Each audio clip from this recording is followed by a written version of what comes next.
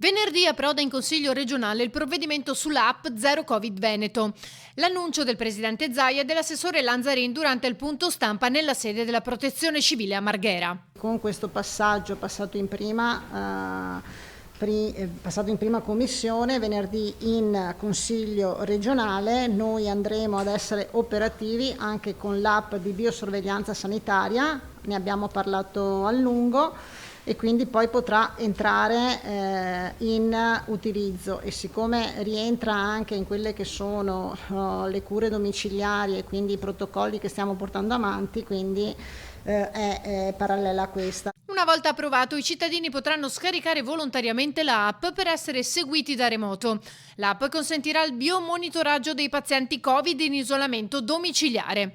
Lanzarin ha poi annunciato un'altra importante delibera che riguarda le case di riposo. Dà un contributo straordinario a fondo perduto a tutte le case di riposo.